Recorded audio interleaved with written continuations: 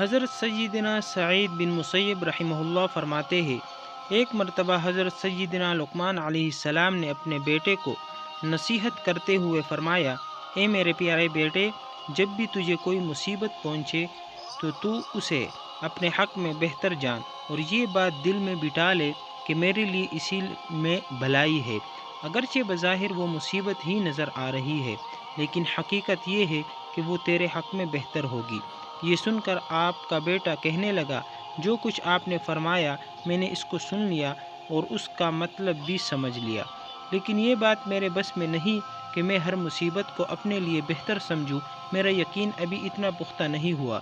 جب حضرت سیدنا لقمان علیہ رحمۃ اللہ علیہ نے اپنے بیٹے کی یہ بات سنی تو فرمایا، اے میرے بیٹے، اللہ پاک نے دنیا میں وقتاً فوقتاً انبیاء کرام علیہم السلام مبعوث فرمائے۔ ہمارے زمانے میں بھی اللہ پاک نے نبی علیہ السلام مبعوث فرمایا ہے۔ آؤ ہم اس نبی علیہ السلام کی صحبت بابرکت سے فیضیاب ہونے چلتے ہیں۔ ان کی باتیں سن کر تیرے یقین کو تقویت حاصل ہوگی۔ آپ کا بیٹا اللہ پاک کے نبی علیہ السلام کی بارگاہ میں حاضر ہونے کے لیے تیار ہو گیا۔ جنگل کا سفر اور پیش آنے والا حادثہ۔ چنانچہ ان دونوں نے اپنا سامان سفر تیار کیا اور خچروں پر سوار ہو کر اپنی منزل کی طرف روانہ ہو گئے۔ کئی دن رات انہوں نے سفر جاری رکھا۔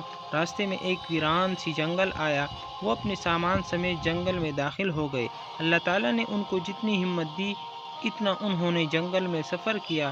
پھر دوپہر ہو گئی، گرمی اپنے زور پر تھی، گرم ہوائیں چل رہی تھی، دریں اثنا ان کا پانی اور کھانا وغیرہ بھی ختم ہو گیا، خچر بھی تک چکے تھے، پیاس کی شدت سے وہ بھی ہانپنے لگے۔ یہ دیکھ کر حضرت لقمان علیہ السلام اور آپ کا بیٹا خچروں سے نیچے اتر آئے اور پیدل ہی چلنے لگے۔ چلتے چلتے حضرت سیدنا لقمان رحمۃ اللہ علیہ کو بہت دور ایک سایہ اور دھواں سا نظر آیا۔ آپ نے گمان کیا کہ وہاں شاید کوئی آبادی ہے اور یہ کسی درخت وغیرہ کا سایہ ہے۔ چنانچہ آپ اسی طرف چلنے لگے۔ راستے میں آپ کے بیٹے کو ٹھوکر لگی اور اس کے پاؤں میں ایک ہڈی اس طرح گھسی کہ وہ پاؤں کے تلوے سے باہر ہو کر ظاہر قدم تک نکل آئی۔ آپ کا بیٹا درد کی شدت سے بے ہوش ہو کر زمین پر گر پڑا۔ آپ نے اسے اپنے سینے سے چمٹا لیا، پھر اپنے دانتوں سے ہڈی نکالنے لگے۔ کافی مشقت کے بعد بالآخر وہ ہڈی نکل گئی۔ بیٹے کی یہ حالت دیکھ کر آپ شفقت پدرانے کی وجہ سے رونے لگے۔ آپ نے اپنے عمامے سے کچھ کپڑا پھاڑا اور اسے زخم پر باندھ دیا۔ حضرت لقمان علیہ الرحمہ کی آنکھوں سے آنسو بہنے لگے۔ جب ان کے بیٹے کے چہرے پر گرے تو اسے ہوش آ گیا۔ جب اس نے دیکھا کہ میرے والد رو رہے ہیں تو کہنے لگا، اے ابا جان، آپ نے تو مجھ سے فرمایا تھا کہ ہر مصیبت میں بلائی ہے، لیکن اب میری اس مصیبت کو دیکھ کر آپ رونے کیوں لگے؟ اور یہ مصیبت میرے حق میں بہتر کس طرح ہو سکتی ہے؟ حالانکہ ہماری کھانے پینے کی تمام اشیاء ختم ہو چکی ہے اور ہم یہاں اس ویران جنگل میں تنہا رہ گئے۔ اگر آپ مجھے یہیں چھوڑ کر چلے جائیں گے تو آپ کو میری اس مصیبت کی وجہ سے بہت رنج و غم لاحق رہے گا، اور اگر آپ یہیں میرے ساتھ رہیں گے تو ہم دونوں یہاں اس ویرانے میں بھوکے پیاسے مر جائیں گے۔ اب آپ خود ہی بتائیں کہ اس مصیبت میں میرے لیے کیا بہتری ہے؟ بیٹی کی یہ باتیں سن کر حضرت سیدنا لقمان علیہ الرحمہ نے فرمایا، اے میرے بیٹے، میرا رونا اس وجہ سے تھا کہ میں ایک باپ ہوں، اور ہر باپ کا اپنی اولاد کے دکھ درد کی وجہ سے غمگین ہو جانا ایک فطری عمل ہے۔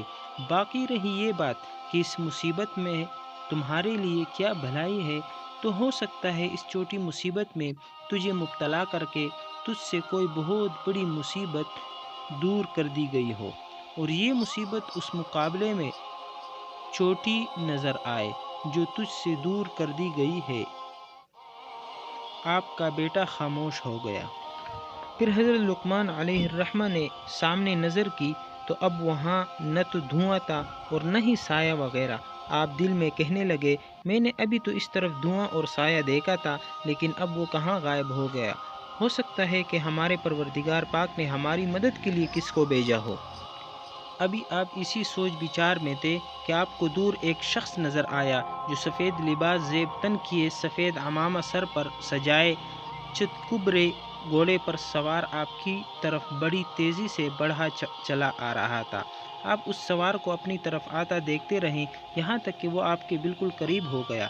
پھر وہ سوار اچانک نظروں سے اوجھل ہو گیا۔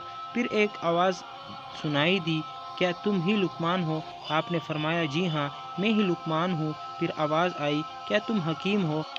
آپ نے فرمایا، مجھے ہی لقمان حکیم کہا جاتا ہے۔ پھر آواز آئی، تمہارے اس ناسمجھ بیٹے نے تم سے کیا کہا ہے؟ حضرت سیدنا لقمان علیہ الرحمہ نے فرمایا، اے اللہ کے بندے، تو کون ہے؟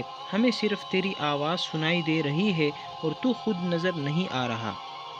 پھر آواز آئی، میں جبریل علیہ السلام ہوں اور مجھے صرف انبیاء کرام علیہم السلام اور مقرب فرشتے ہی دیکھ سکتے ہیں، اس وجہ سے میں تجھے نظر نہیں آ رہا۔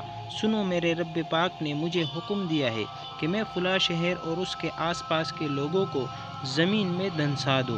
مجھے خبر دی گئی کہ تم دونوں بھی اس شہر ہی کی طرف آ رہے ہو، تو میں نے اپنے پاک پروردگار پاک سے دعا کی کہ وہ تمہیں اس شہر میں جانے سے روکے، لہٰذا اس نے تمہیں اس آزمائش میں ڈال دیا اور تیرے بیٹے کے پاؤں میں ہڈی چبھ گئی۔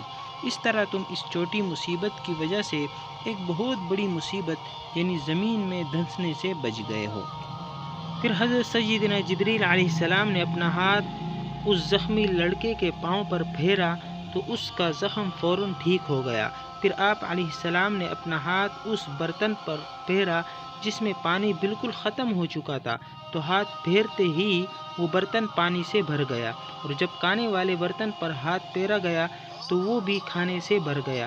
اور پھر حضرت سیدنا جبریل علیہ السلام نے حضرت سیدنا لقمان رحمۃ اللہ تعالی علیہ آپ کے بیٹے اور آپ کی سواریوں کو سامان سمیت اٹھایا، اور کچھ ہی دیر میں آپ اپنے بیٹے اور سارے سامان سمیت اپنے گھر میں موجود تھے، حالانکہ آپ کا گھر اس جنگل سے کافی دن کی مسافت پر تھا۔